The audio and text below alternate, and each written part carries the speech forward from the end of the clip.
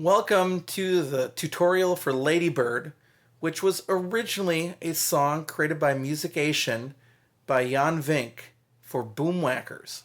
I was listening to different songs the other day and this song came up and it was fantastic, and I emailed Jan and he said that it would be okay for me to make a play-along of it, so that's why I am sharing this tutorial and those play-alongs with you. If you haven't, take a second and subscribe. That helps the channel. This is a different channel than the play-alongs channel.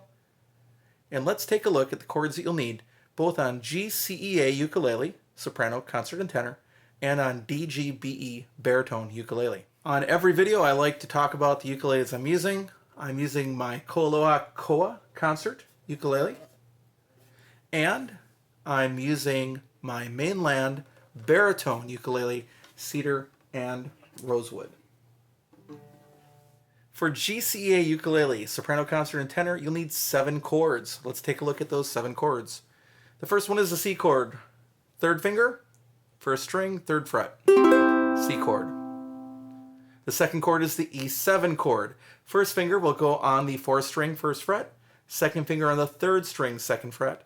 3rd finger on the 1st string, 2nd fret. That's your E7 chord. The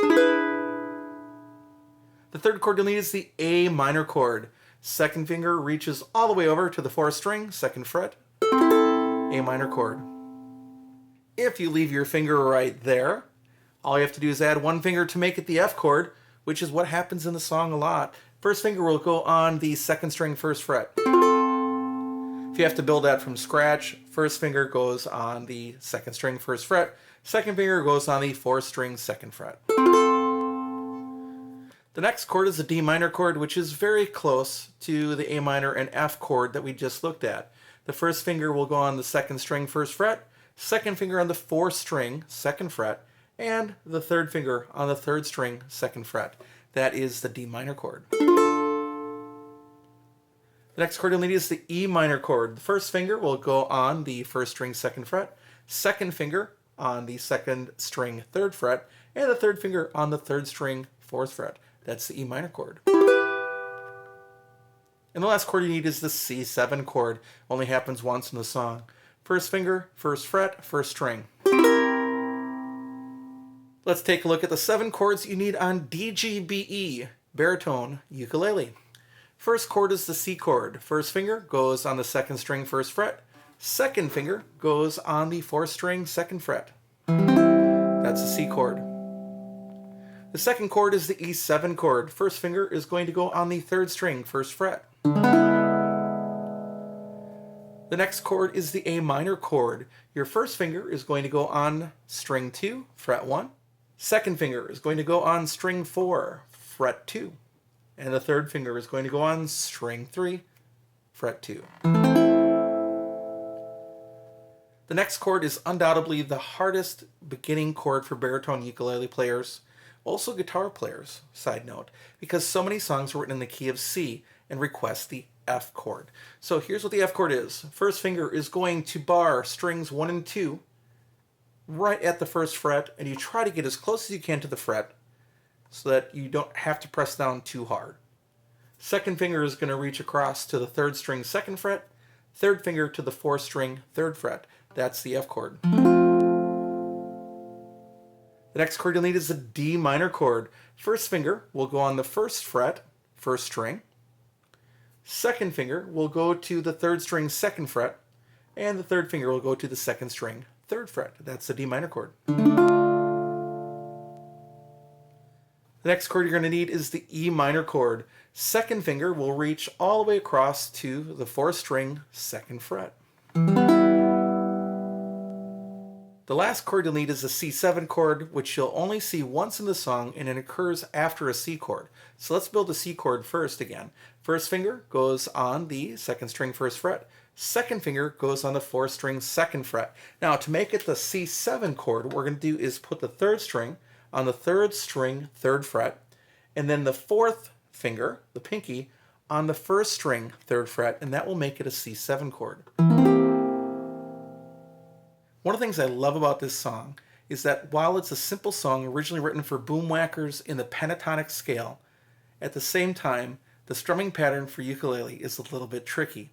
and you get one of two ways to do it, and we're going to take a look at it one way or the other. So the reggae strum is going to put emphasis on beat 2 and beat 4. So let's take a look at that reggae strum and build into it, whether you're playing a GCEA ukulele or a baritone ukulele. Let's play the C chord, and let's play a couple measures of just a normal swung or a shuffle rhythm. Okay, let's do it. A 1, 2, 3, 4. 1 and 2 and 3 and 4 and 1 and 2 and 3 and 4 and 1 and 2 and 3 and 4 and stop. Okay, now what the reggae beat is going to do is it's going to put emphasis on beats 2 and 4. So let's only play 1 and 2 and 3 and 4 and 1 and 2 and 3 and 4. So we're going to hit beats 2 and 4 only. A 1, 2, 3, 4. 1 and 2 and 3 and 4 and 1 and 2 and 3 and 4 and 1 and 2 and 3 and 4 and. Now to go along with the song, we now also have to put not only 2 and 4 in there, but the and of 2. So it's going to go 1 and 2 and 3 and 4. 1 and 2 and 3 and 4. 2 and 4. So let's do that. A 1, 2, 3, 4.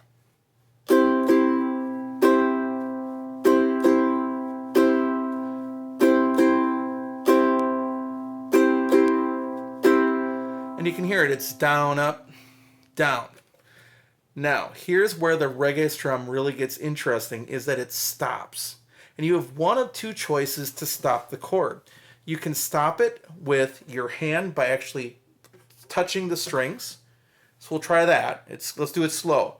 1 and 2 and 3 and 4 and 1 and 2 and 4. 2 and 4. 2 and 4. That works really well. The other thing you can do is, if you notice, you've got a finger up here most of the time when you're playing the chords that is doing nothing, and it can actually stop the sound there too. So let's try that. This is a little more tricky. 1, 2, 3, 4, 1, 2, and 3.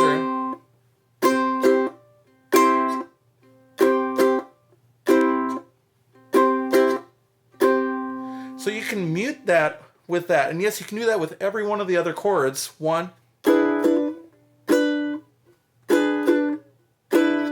if you want to. And that'd be a left hand mute, which is kind of a more advanced technique. One of the other things I wanted to show you is that if you are playing movable chord shapes where you're using an entire 4 strings at a certain time, you can stop that sound without adding a second finger, and actually you won't have them because you're using all the fingers anyway, but you can lift up and cause it to happen. The best example of that is the F chord on baritone ukulele as we go through that progression. So the F chord is played, again, with barring strings 1 and 2 and then adding fingers 2 and 3 to make a little bit of a movable chord shape that can go up the neck, right? But when you're doing the strum, all you have to do is lift up a little bit and it stops. Unfortunately, there are none of these situations that occur on the GCEA ukulele in this particular song. But this is what it's going to sound like. A 1 and 2 and 3 and 4 and 1 and...